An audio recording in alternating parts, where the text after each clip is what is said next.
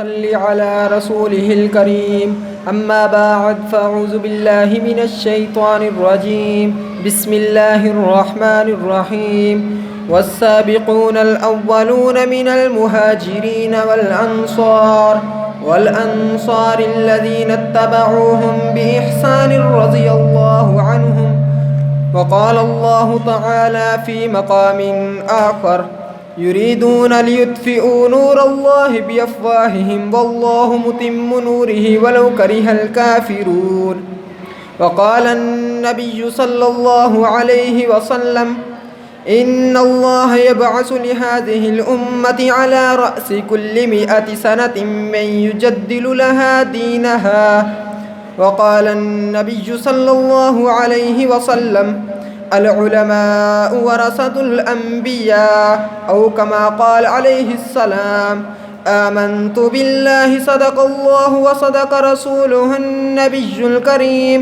ونحن على ذلك لمن الشاهدين والشاكرين والحمد لله رب العالمين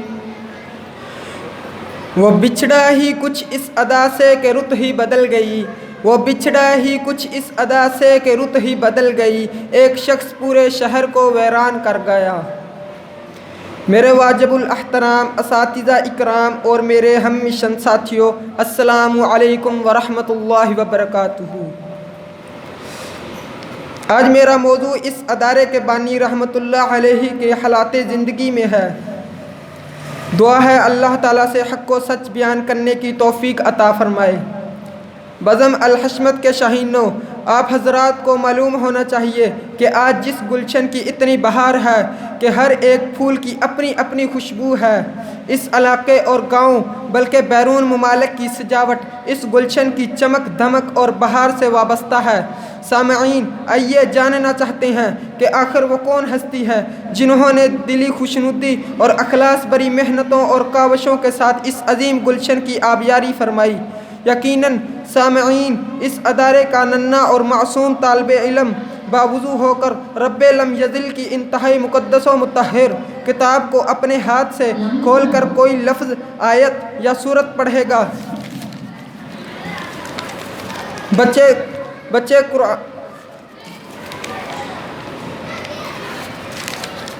کے قرآن پڑھنے کی طفیل ان کی روح کو تسکین ملتی ہوگی اور خالق کائنات ان کے مزید درجات بلند فرما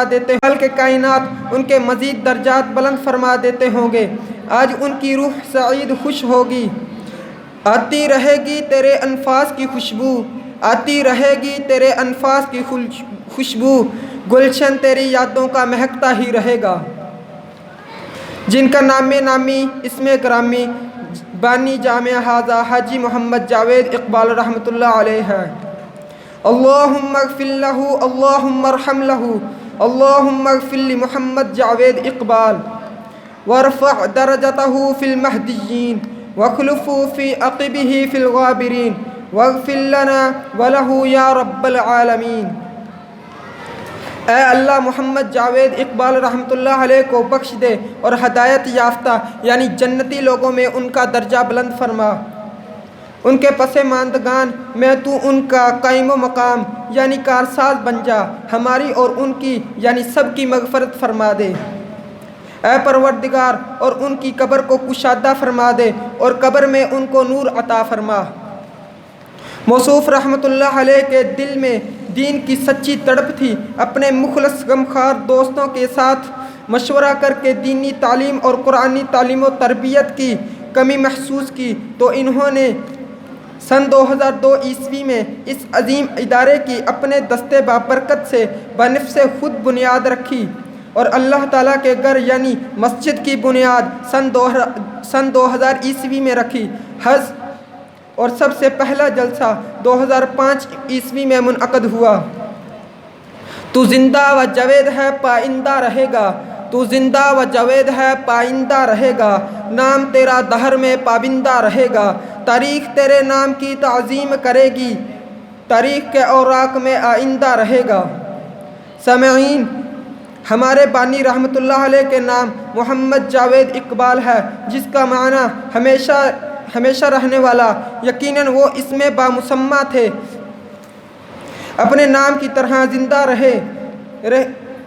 ہیں، اگرچہ ظاہراً پردہ پا گئے ہیں، لیکن دنیا ان کو اچھے نام سے اور اچھے الفاظ سے یاد کرتی ہے۔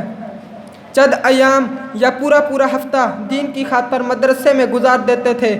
مدرسے اور طلباء کے ساتھ دلی لگاؤ کی وجہ سے اساتذہ اور طلباء کے لیے کھانے پینے کی اشیاء لے کر آتے اور بسا اوقات مدرسے ہی میں کھانا تیار کروا کے طلباء کو کھلا دیتے۔ ادارے میں جب بھی آتے کسی طالب علم سے قرآن میں سے پوچھ لیا، اس نے اچھا سنا دیا تو اس کو بطور انعام یا پیسے یا اچھی چیز سے گفٹ کر دیتے۔ یہ آپ رحمۃ اللہ علیہ کی خصلت جمیلہ تھی۔ تمہارے بعد کہہ رہی ہیں وقت کی اداسیاں، تمہارے بعد کہہ رہی ہیں وقت کی اداسیاں، ہماری سرزمین پر اب رہا نہ کوئی جاوید اقبال۔ بزم الحشمت کے جیالی پروانوں، حضرت حاجی رحمۃ اللہ علیہ کی انتھک محنتوں کا نتیجہ ہے کہ آج اس پر رونق عظیم پر میں بڑی کثیر تعداد میں بچے اور بچیاں زیر تعلیم ہیں۔ حضرت رحمۃ اللہ علیہ ادارے کی بنیاد رکھنے میں انتہائی مخلص اور بے حد رضائے الہی ہونے کے ساتھ ساتھ اس ادارے کی مقبول اور کامیاب ترین ہونے کی علامت یہ ہے 20 سال اس ادارے کو بنے ہوئے بیت چکے، کوئی ایسا سنگین جرم اور واقعہ پیش نہیں آیا جس کی وجہ سے ادارے کی بدنامی ہوئی ہو۔ حضرت رحمۃ اللہ علیہ نے اپنی اولاد کی ایسی ٹریننگ اور تربیت کی ہے، انہوں نے ان زندگی کی اداس راتوں میں ایک دیا سا ٹمٹماتا ہے، زندگی کی اداس راتوں میں ایک دیا سا ٹمٹماتا ہے، اے ہوا اسے بھی گل کر دے، گزر چکی رات اب کون آتا ہے، اب ذکر نہ چھیڑ مستی کا، اب نام نہ لے پیمانے کا، جب ساقی نہ رہا پھر لطف ہے کیا میں خانے کا۔ عزیزان من، آج اس ادارے کے در و دیوار حضرت رحمۃ اللہ علیہ انتہائی سچے دینی جذبے کے شاہد ہیں۔ یہی فعل حسنہ صدقہ جاریہ تو ہے۔ یومیہ کتنے لوگ جو اپنے عظیم فرض نماز جیسی عبادت کے لیے یہاں آتے ہیں، یقین جانو جب ایک نمازی آ کر اللہ کے حضور اپنی پیشانی ٹیک دیتا ہے تو کیا مرحوم رحمۃ اللہ علیہ کے نامہ اعمال میں برابر کا ثواب نہیں لکھا جاتا؟ یقیناً لکھا جاتا ہے اور لکھا جا رہا ہے۔ وہ لوگ جنہوں نے خون دے کر پھولوں کو رنگت بخشی ہے، وہ لوگ جنہوں نے خون دے کر پھولوں کو رنگت بخشی ہے، دو چار سے دنیا واقف ہیں، گمنام نہ جانے کتنے ہیں۔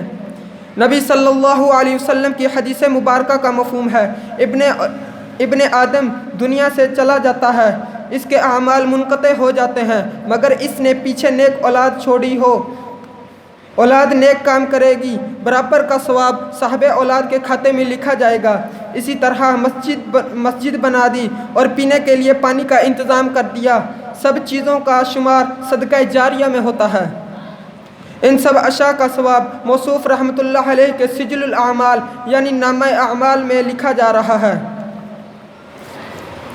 میرے دوستو، جب اس عظیم گلشن کی آبیاری ہو رہی تھی یعنی ادارہ زیر تعمیر تھا تو بانی رحمۃ اللہ علیہ اپنے بابرکت ہاتھوں سے بنصف خود اینٹیں اٹھا کر دیا کرتے تھے۔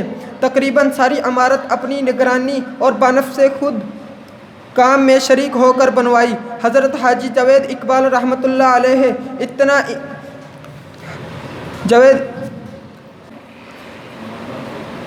اور محبت تھی کہ اپنی زندگی کے آخری شام اس ادارے کے نام کر دی۔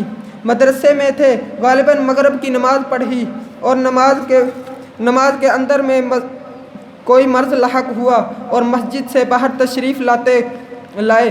دوستوں نے اصرار کیا، آئیے ڈاکٹر کے پاس جاتے ہیں۔ جواب میں فرمایا، مجھے کچھ بھی نہیں اور میں یہ چاہتا ہوں کہ میری زندگی کا آخری سانس مدرسے میں ہی نکلے۔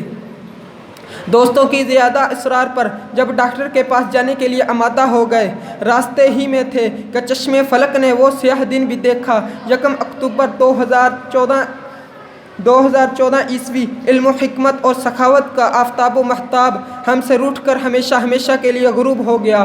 انا للہ و انا الیہ راجعون۔ بس آخر میں اتنا کہوں گا، طویل عمر ہے درکار اس کے پڑھنے کو، طویل عمر ہے درکار اس کے پڑھنے کو، ہماری داستاں اور آکے مختصر میں نہیں، ہمارے جاننے کے بعد اندھیرا ہوگا محفل میں، بہت ہی چراغ جلاؤ گے روشنی کے لیے۔ وما علینا الا البلاغ المبین۔